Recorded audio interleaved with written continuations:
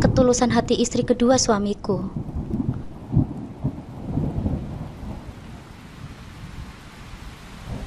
Assalamualaikum sahabat curhatku. Terima kasih sudah datang ke channelku ini. Untuk yang sudah subscribe, semoga rezekinya dilancarkan ya. Amin ya robbal alamin.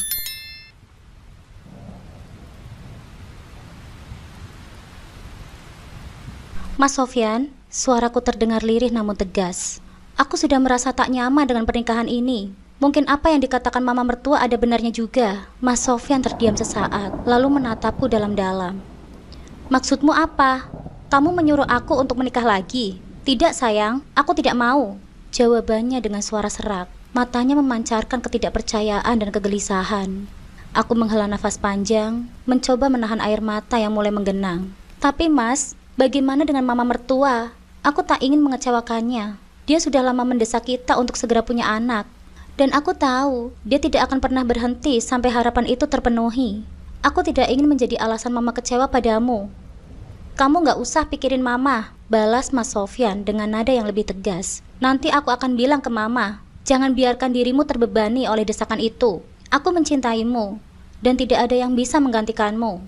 Malam itu, keheningan di kamar kami terasa begitu berat. Aku duduk di sisi tempat tidur, memandangi wajah Mas Sofyan yang penuh kebingungan.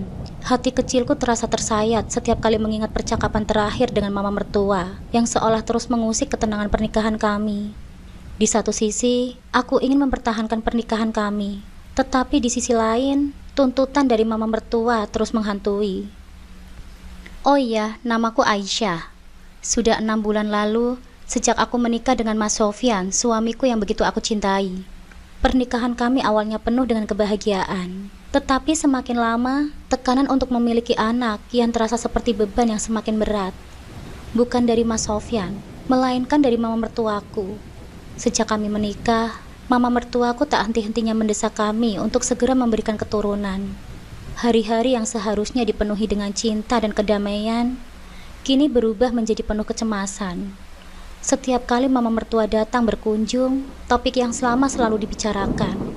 Seolah-olah satu-satunya tujuan pernikahan kami adalah untuk melahirkan cucu. Aku tak pernah menyangka bahwa tuntutan dari pihak keluarga bisa sedemikian menghimpit, membuatku merasa seolah-olah aku hanya dinilai dari kemampuanku untuk hamil. Suatu sore, ketika mama mertua datang berkunjung, aku sedang membereskan ruang tamu. Beliau masuk tanpa basa-basi, langsung duduk di sofa sambil melirikku dengan tajam. Wajahnya yang tegas dan tidak sabar selalu membuat suasana rumah terasa lebih dingin. Aisyah, panggilnya. Sudah 6 bulan loh, dan mama belum juga melihat ada tanda-tanda kehamilanmu. Aku menunduk, menahan perasaan tidak nyaman yang merayap di hatiku. Kami masih berusaha, Ma. Kami harap kami segera diberikan keturunan. Berusaha terus, tapi kok hasilnya nggak ada. Lihat tuh anak teman mama. Baru aja menikah 2 bulan, sudah hamil, kata mama mertua dengan sinis. Aku hanya menunduk menahan air mata yang rasanya ingin jatuh menetes. Aku tak bisa berkata apa-apa lagi, karena setiap aku menjawab, kata-kataku seakan tidak ada artinya bagi mama mertua. Di saat aku sedang meratapi kesedihanku, beliau mendesah panjang dan memutar bola matanya. Setahun, aku beri kalian waktu setahun. Kalau tidak ada anak juga dalam setahun, aku akan carikan istri baru untuk Sofyan, katanya dengan nada yang tak terelakkan. Senyum kaku terpatri di wajahku. Kata-kata itu terasa seperti ancaman yang menggores hatiku, meninggalkan bekas luka yang mendalam. Aku tahu, mama mertua tidak main-main. Beliau adalah wanita yang keras kepala dan selalu mendapatkan apa yang diinginkannya. Mas Sofyan yang mendengarkan percakapan itu dari dapur, segera muncul dan berusaha membelaku.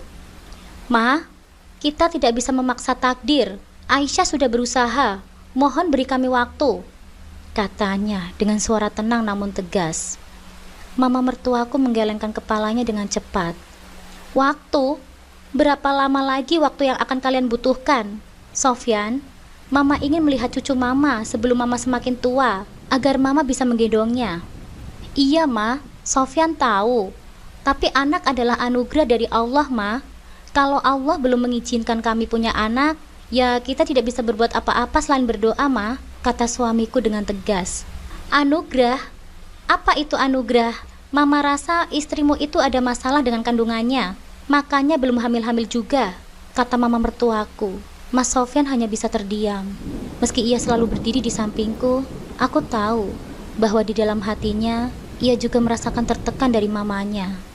Ia adalah anak satu-satunya, dan mama mertua sangat mendambakan kehadiran cucunya yang bisa menjadi penerus keluarga mereka. Setelah mama mertua pergi sore itu, suasana rumah terasa lengang. Mas Sofyan menarik nafas panjang dan mendekatiku. "Maafkan mama ya sayang," katanya sambil meraih tanganku. "Aku tahu kamu merasa tertekan." Aku mengangguk perlahan, meski hatiku terasa sakit. "Aku hanya tidak ingin mengecewakan mama, Mas. Aku tahu dia sangat berharap pada kita." Mas Sofyan memelukku dengan erat. "Aku tidak akan menikah lagi, Aisyah. Aku tidak akan meninggalkanmu hanya karena masalah ini. Kita akan melewati ini bersama-sama." Kata-katanya selalu menenangkanku, namun tetap saja rasa takut dan cemas tidak mudah pergi begitu saja. Setiap hari aku terus memikirkan ucapan mama mertuaku. Bagaimana jika memang benar aku tidak bisa memberikan keturunan? Bagaimana jika waktu yang diberikan oleh mama mertuaku habis dan aku masih belum juga hamil? Kecemasan itu semakin menghimpit ketika aku mendengar teman-teman sebayaku mulai mengumumkan kehamilan mereka satu persatu. Media sosial dipenuhi oleh foto-foto bahagia mereka, bersama dengan bayi-bayi mungil mereka yang tersenyum di pelukannya. Aku pun mulai merasakan semakin tertinggal. Rasanya seperti ada lubang di dalam hatiku yang tidak bisa tertutup hanya dengan kata-kata penghiburan. Sesuai keinginan mama mertua kemarin, kami akhirnya berangkat ke dokter spesialis kandungan untuk mengecek kondisi rahimku. Pagi itu, suasana tegang menyelimuti perjalanan kami ke rumah sakit. Aku, Mas Sofyan dan mama mertuaku duduk di dalam mobil tanpa banyak bicara.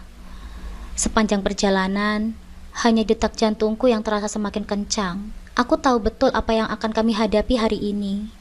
Hari di mana nasib pernikahanku mungkin akan berubah selamanya. Sesampainya di rumah sakit, kami langsung menuju ruang dokter spesialis. Serangkaian pemeriksaan dimulai. Aku menjalani tes laboratorium, pemeriksaan USG, dan tes fisik. Setiap langkah terasa begitu panjang, seolah waktu melambat saat menunggu hasilnya. Aku mencoba tetap tenang, meskipun di dalam hati kecilku dipenuhi dengan kecemasan. Sepanjang pemeriksaan, mama mertuaku tak henti-hentinya menunjukkan wajah yang tak sabar. Beberapa kali, ia melirikku dengan tatapan yang penuh ketidakpuasan. Aku tahu, baginya hasil dari pemeriksaan ini adalah segalanya. Bila aku gagal, maka ia tidak akan segan-segan menindaklanjuti ancamannya. Setelah beberapa jam, tibalah saatnya yang kutunggu-tunggu, mendengar hasil tes dari dokter. Kami bertiga duduk di depan dokter, menunggu dengan nafas tertahan. Ketika dokter membuka hasil pemeriksaan, mama mertua tiba-tiba menyergah, mendahuluiku. "Jadi bagaimana hasilnya, Dok? Apa ada yang salah dengan Aisyah?" tanyanya tanpa peduli pada perasaanku. Dokter nampak sedikit terkejut dengan pertanyaan itu, namun ia tetap profesional. Setelah melakukan serangkaian tes, kami menemukan bahwa Ibu Aisyah mengalami radang panggul, kata dokter sambil menatap kami. Kata-kata itu seperti kilat yang menyambar tanpa peringatan. Jantungku serasa berhenti. Aku terdiam, mencoba mencerna apa yang baru saja dikatakannya. Radang panggul, sebuah kondisi yang asing di telingaku, tapi kini menjadi penyebab segala kekhawatiranku. Radang panggul itu infeksi pada organ reproduksi wanita, lanjut dokter. Biasanya disebabkan oleh bakteri yang menyebar dari vagina ke rahim, saluran tuba, atau ovarium. Kondisi ini bisa menyebabkan komplikasi serius jika tidak ditangani dengan cepat. Salah satunya adalah kemandulan. Kata terakhir itu, kemandulan, menggema di pikiranku seperti pukulan keras. Pandanganku kabur karena air mata yang mulai menggenang. Tak kuasa menahan emosi. Aku meremas tangan Mas Sofyan yang berada di sebelahku. "Apa ini berarti dia tidak bisa hamil, Dok?" tanya mama mertuaku dengan nada yang mendesak. Suaranya penuh harapan untuk jawaban yang sebaliknya. Dokter menghela nafas panjang sebelum menjawab. "Kemungkinan untuk hamil ada, tetapi sangat kecil. Terapi dan pengobatan diperlukan, namun itu tidak menjamin kesuksesan." Dunia terasa runtuh di hadapanku. Seluruh harapan yang pernah kumiliki tentang menjadi seorang ibu hancur dalam sekejap. Air mataku pun akhirnya jatuh tanpa bisa kutahan lagi. Aku menunduk, menangis dalam keheningan. merasa seluruh duniaku hancur. Di sisi lain, aku bisa mendengar mama mertuaku menghela nafas panjang, seperti mendapatkan konfirmasi atas prasangka buruknya. Tanpa menghiraukan kesedihanku, mama mertuaku langsung melanjutkan pembicaraan dengan dokter. "Jadi kalau begitu, kita tidak bisa berharap terlalu banyak ya dari dirinya," ucapnya tanpa perasaan. Aku merasa terluka, tidak hanya oleh penyakit ini, tetapi juga oleh sikap mama mertuaku yang begitu kejam. Perjalanan pulang terasa begitu sunyi, namun di saat yang sama bagiku menyakitkan. Mama mertuaku duduk di depan bersama Mas Sofyan, sementara aku di belakang. Sepanjang perjalanan, aku mendengar mama mertuaku mulai membicarakan hal-hal yang tidak seharusnya didengar oleh seorang istri yang baru saja menerima kabar buruk tentang dirinya sendiri. "Sofyan, sepertinya kamu harus mulai mempertimbangkan mencari istri kedua. Kita butuh keturunan, dan Aisyah sudah jelas tidak bisa memberikannya.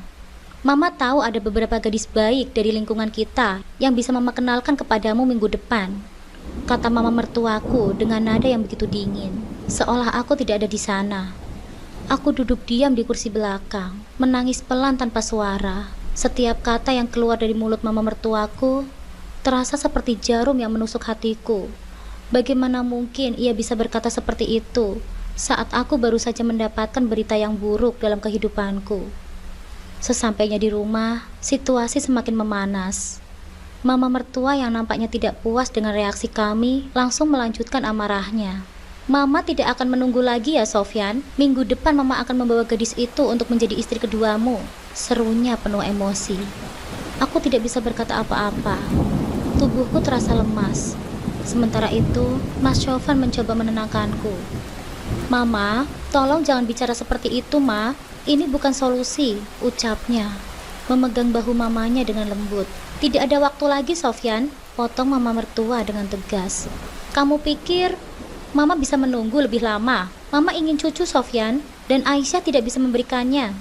Mas Sofyan menunduk, terlihat bingung dan terluka oleh keadaan ini. Sementara itu, aku hanya bisa berdiri di sudut ruangan, menyaksikan pertengkaran itu dengan hati yang sudah terluka. Air mata terus mengalir tanpa henti. Aku tahu bahwa di balik segala cinta dan kesetiaannya, Mas Sofyan juga berada di dalam tekanan yang besar. "Mas," aku berbisik, suaraku bergetar. "Kalau memang ini yang terbaik untukmu dan keluargamu, aku rela, Mas. Aku tidak ingin menjadi penghalang." Mas Sofyan menatapku dengan wajah yang penuh sakit. "Tidak, Aisyah. Kamu adalah istriku. Kita akan mencari solusinya bersama, apapun yang terjadi." Namun di dalam hati kecilku, aku tidak yakin apakah cinta dan tekad kami cukup kuat untuk menghadapi badai ini. Tekanan dari mama mertua, rasa bersalah, dan ketidakpastian tentang masa depan menjadi kombinasi yang terlalu sulit untuk kuhadapi sendirian. Aku tahu, apapun yang terjadi, ujian yang lebih berat masih menanti di depan. Seminggu setelah tekanan tak terhenti dari mama mertua, hari yang kutakuti akhirnya datang. Mama mertuaku benar-benar membawa seorang gadis muda bernama Sahira ke rumah kami. Gadis itu tak hanya cantik, tetapi juga nampak begitu lembut dan polos, seperti gambaran menantu idaman di mata mertuaku. Aku bisa merasakan kehangatan Sahira dalam sikapnya yang sopan dan penampilannya yang anggun. Namun itu hanya menambah pedih di hatiku. Mama mertua memandangku dengan tatapan penuh kepuasan. "Sahira ini gadis yang baik. Sudah saatnya Sofyan punya istri yang bisa memberikan cucu untuk keluarga ini," katanya tanpa rasa bersalah. Dia seolah lupa bahwa aku masih berdiri di sana. Istri sahnya yang belum lama menikah dengan anaknya. Mas Sofyan yang selama seminggu ini sudah berkali-kali menolak keinginan mamanya, kali ini hanya terdiam. Aku bisa melihat betapa lelahnya dia, betapa sulit baginya untuk terus berjuang melawan keinginan keluarganya. Dia memandangku dengan penuh penyesalan, seolah meminta maaf melalui tatapan matanya. Malam itu, setelah mama mertuaku menyampaikan rencananya secara terbuka, aku merasakan beban yang selama ini terus menghimpit dadaku semakin tak tertahankan. Di kamar, setelah semua orang terlelap, aku memutuskan untuk berbicara dengan Mas Sofyan. "Mas," bisikku sambil menatapnya, "kita tidak bisa lagi terus seperti ini." Mas Sofyan menatapku, matanya terlihat letih, seolah sudah tahu apa yang akan kubicarakan. "Maksudmu apa, Aisyah?" Aku menarik nafas panjang, berusaha menahan air mata yang mendesak keluar. Aku rasa apa yang diusulkan oleh mamamu ada benarnya juga." Mungkin sudah layaknya kamu menikah lagi dengan Zahira. Mas Sofyan terkejut. Dia segera menggeleng. Tidak sayang, aku tidak bisa melakukan itu. Aku mencintaimu. Aku tidak ingin menyakitimu dengan cara seperti ini. Aku menahan nafas, merasakan betapa sulitnya kata-kata yang hendak kuucapkan. Mas, aku tahu kamu mencintaiku, tapi kita tidak bisa hidup hanya untuk diri kita sendiri, Mas. Ini juga tentang keluargamu, tentang mamamu, tentang harapan mereka. Kalau Zahira bisa membuat mama bahagia dan mengurangi tekanan ini, aku rela, Mas. Matanya memerah, jelas bahwa ia berusaha menahan emosinya. Aisyah, kamu tidak perlu melakukan ini. Kamu sudah cukup kuat untuk mendapatkan semua ini. Aku tidak bisa membiarkanmu memaksakan diri untuk sesuatu yang sebenarnya kamu tidak inginkan. Aku menggenggam tangannya dengan erat, mencoba meyakinkannya. Mas, ini bukan hanya tentang aku. Pernikahan bukan keegoisan saja, Mas. Dan kali ini, aku harus mengalah. Mama terlalu berharap pada keturunan, Mas. Dan aku tahu kondisiku. Di sanalah, aku menyerahkan diriku pada takdir yang terasa begitu pahit. Dokter sudah mengatakan bahwa kondisi radang panggul yang kuderita membuat kemungkinanku untuk hamil menjadi sangat kecil. Setiap malam, kata-kata itu terus terngiang di pikiranku, dan semakin lama, semakin aku menyadari bahwa aku tidak bisa terus memaksa Mas Sofyan untuk bertahan di antara pilihannya dan keluarganya. Mas, lanjutku dengan suara pelan. Menikahlah dengan Zahira, Mas, demi aku, demi keluargamu, demi kebahagiaan kita semua. Mas Sofyan terdiam, menatapku dengan mata yang penuh kesedihan. Aisyah, kamu tidak pantas menderita seperti ini. Kamu berhak bahagia. Aku tersenyum pahit.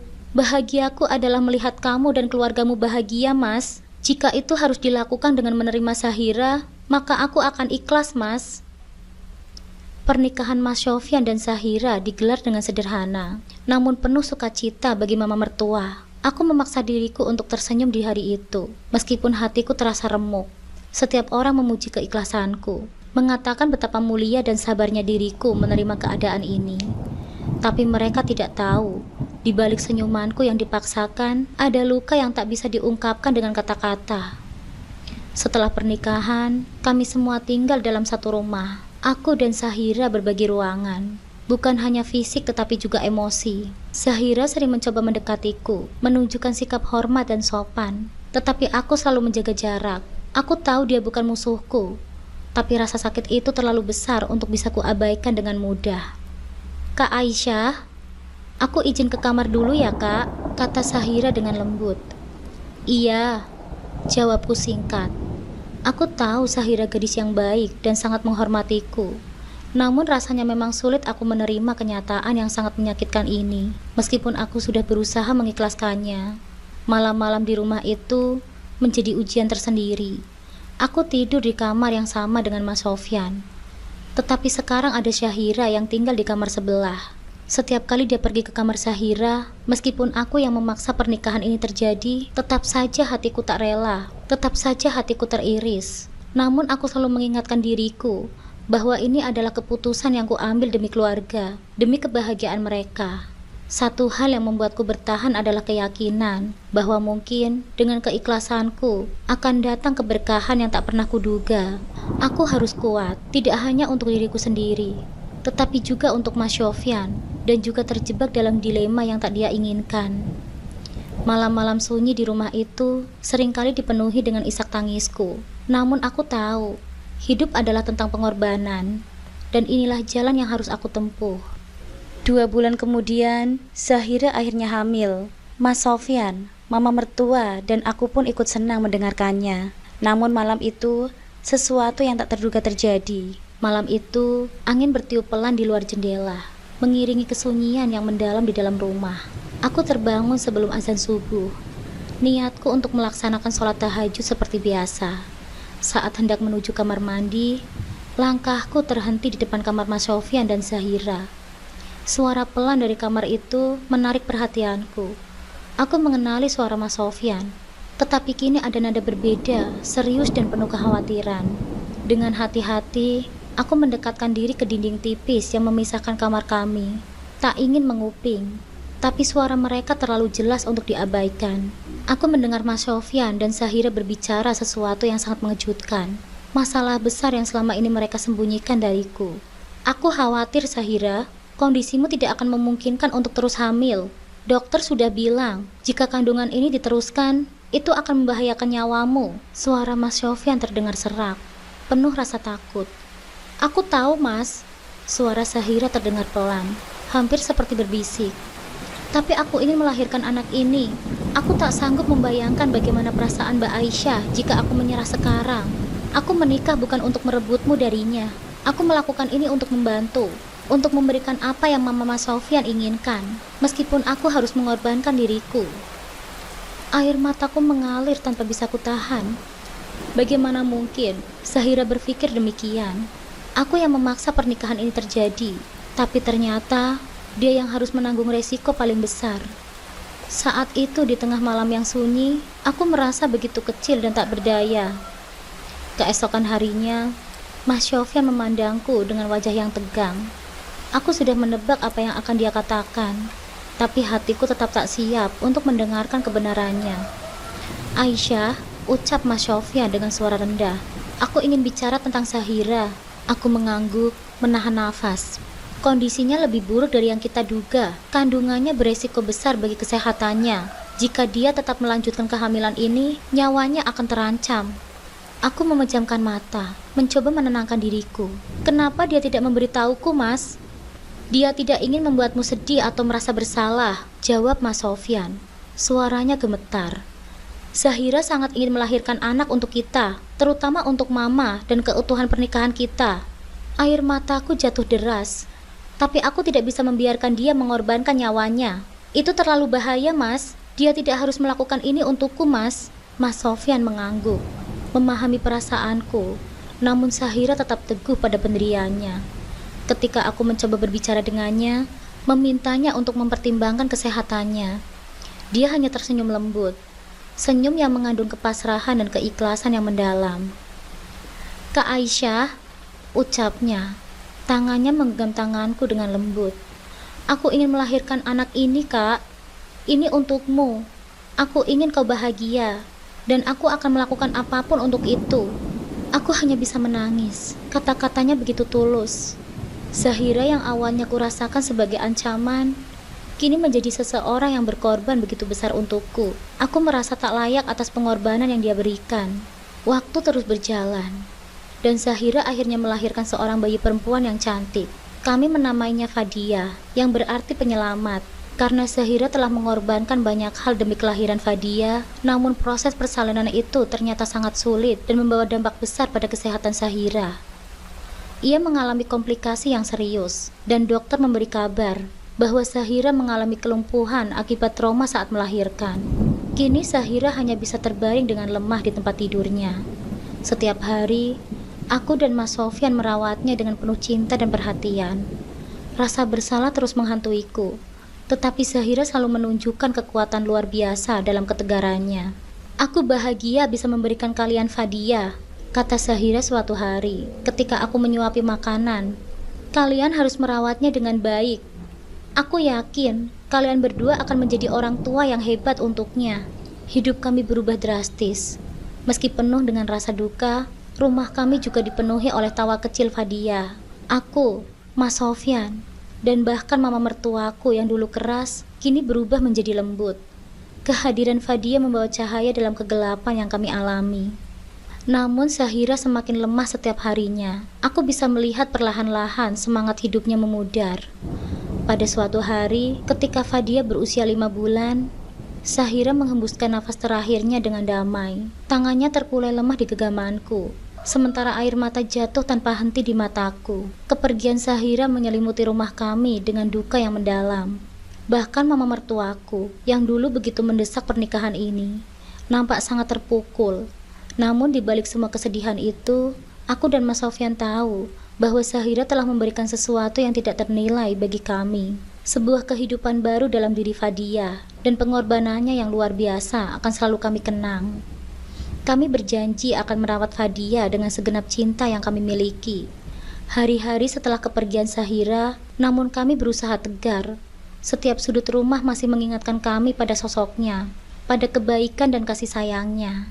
Namun kami tahu hidup harus terus berjalan. Ada Fadia yang harus kami rawat, dan kami berjanji akan mencintainya seperti anak kandung kami sendiri. Kehidupan kami setelah kepergian Zahira tidak akan pernah sama lagi, namun cinta dan kenangannya tetap hidup di dalam hati kami. Dan kini, mama mertua yang dulu begitu keras menyadari bahwa segala sesuatu yang telah terjadi adalah bagian dari rencana Allah. 2 tahun setelah kepergian Zahira, kehidupan kami mulai menemukan ritmenya kembali. Fadia tumbuh menjadi anak yang ceria dan penuh kasih sayang. Setiap kali dia tersenyum, aku merasa ada bagian dari Zahira yang telah hidup dalam dirinya. Namun di tengah kebahagiaan yang sudah mulai stabil, Allah memberiku kejutan yang tak pernah aku bayangkan sebelumnya. Saat Fadia baru saja merayakan ulang tahunnya yang kedua, aku merasakan gejala aneh pada tubuhku. Rasa mual yang datang tiba-tiba, kelelahan yang sering menghampiriku, dan perubahan selera makan yang tak biasa. Pada awalnya, aku mengira ini hanya akibat dari stres atau kelelahan karena mengurus Fadia. Namun perasaanku berkata lain. Aku memutuskan untuk memeriksakannya ke dokter, dan kabar yang kuterima benar-benar membuatku terperangah. Aku akhirnya hamil. Rasanya seperti mimpi. Setelah sekian lama menunggu dan merelakan segalanya, akhirnya Allah memberikan keajaiban kepadaku dan Mas Sofyan. Kehamilan ini adalah anugerah yang datang tepat ketika kami sudah belajar menerima takdir kami tanpa anak kandung. Ketika kami sudah mencintai Fadia dengan sepenuh hati, dan ketika kami sudah berdamai dengan kehilangan Zahira. Saat aku memberitahu Mas Sofyan, wajahnya bersinar dengan kebahagiaan yang tak bisa disembunyikannya. Dia memelukku dengan erat, matanya berkaca-kaca penuh haru. Alhamdulillah Aisyah, ini berkah dari Allah. Setelah semua yang kita lalui, Dia akhirnya memberikan kita karunia ini. Mama mertua yang dulu mendesak dan memberi tekanan besar kepadaku untuk segera memiliki anak, kini justru menangis haru. Aku tak tahu bagaimana mengucap syukur kepada Allah. Ini adalah anugerah yang luar biasa, katanya sambil mengusap air matanya. Perubahan sikap mama mertua sejak kepergian Zahira sangat terlihat. Dulu dia keras dan sering menuntut, kini dia lebih lembut dan penuh pengertian. Seakan-akan pengalaman hidup telah membuatnya lebih bijak. Kehamilanku berjalan dengan lancar. Setiap hari, Mas Sofyan dan Fadia selalu menemaniku. Fadia meskipun masih kecil, nampak sangat antusias dengan kehadiran adiknya. Dia sering menempelkan telinganya di perutku, seolah-olah ingin berbicara dengan sang adik yang belum lahir. "Adik bayi sedang apa ya bunda?" tanya polosnya dengan senyum manis. Aku dan Mas Sofyan tertawa melihat betapa besar kasih sayang Fadia, yang meskipun bukan anak kandungku, telah menjadi bagian dari hidup kami sepenuhnya. Ketika akhirnya bayi kami lahir, tangisannya menjadi suara terindah yang pernah kami dengar. Kami memutuskan untuk memberikan nama Safwa, yang artinya yang terpilih. Nama itu adalah simbol dari cinta dan kebahagiaan yang kami temukan di tengah segala cobaan yang pernah kami hadapi. Setiap kali aku menatap Safwa, aku merasa kehadirannya adalah jawaban atas semua doa yang selama ini kami panjatkan, sekaligus sebagai bukti bahwa di balik setiap kesulitan, pasti ada kebahagiaan yang Allah rencanakan. Hari-hari kami dipenuhi dengan suara tawa dan tangisan dari 2 anak yang sangat kami cintai. Fadia dan Safwa tumbuh bersama tanpa pernah kami bandingkan. Meski Safwa adalah anak kandung kami, cinta kami kepada Fadia tak pernah berkurang sedikit pun.